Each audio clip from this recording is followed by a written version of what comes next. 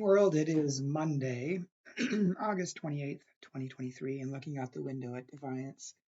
It is a beautiful morning, sunshine, cool weather, it's 54 degrees, low humidity when I went running this morning, and I think it's supposed to be in the mid to upper 70s. Just a really pleasant day. Although I think by the end of next week, middle to the end of next week, we're going to be back into some pretty hot weather. But it will be September, so shouldn't last long.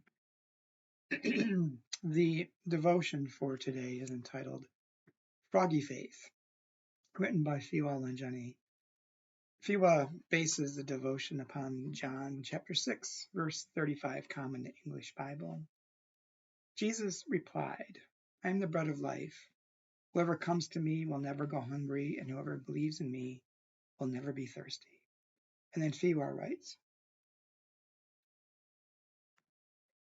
the backyard pond I inherited is the best thought detangler and distractor. A dozen or so goldfish playfully weave themselves between each other in the aquatic flora, decorating and oxygenating their home.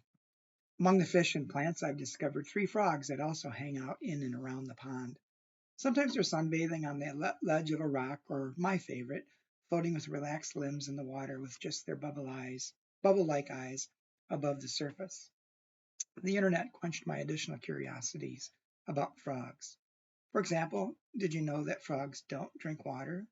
Instead, they hydrate by absorbing the water they need through their skin.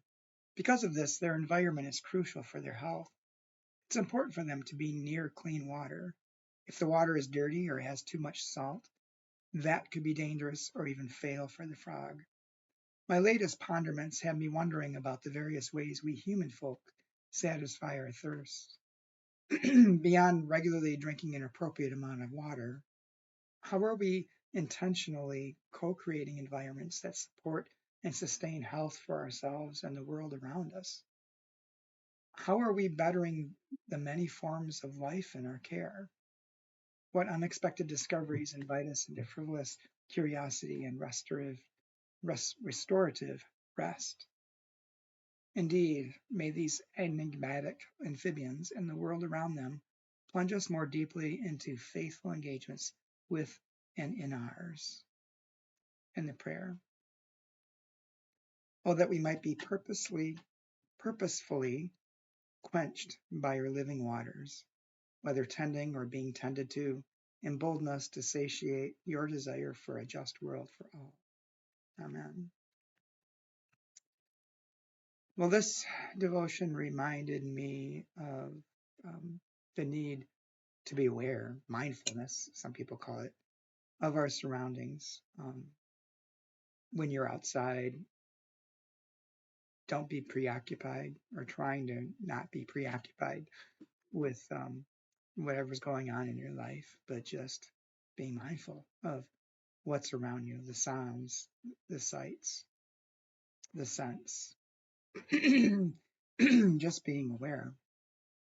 The other thing this reminded me of is how often, if we just take the time to study nature, other creatures, how they act, interact, exist in the world,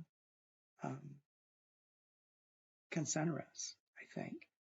And for me, just watching, for example, a deer that might be in my yard munching on grass, hopefully not my flowers, and just watching how they eat and look around and move together as one, calms my soul and centers me, and makes me feel connected, I guess, in some way to them and all of creation, that we all exist together, not just simply coexist, but are part of an integrated whole. You may get something else out of this devotion than me, and that's okay, but those are my thoughts for the day. Hope you have a good day. Hope you can enjoy some of this beautiful weather we're having before it gets hot again, and hope to talk to you soon.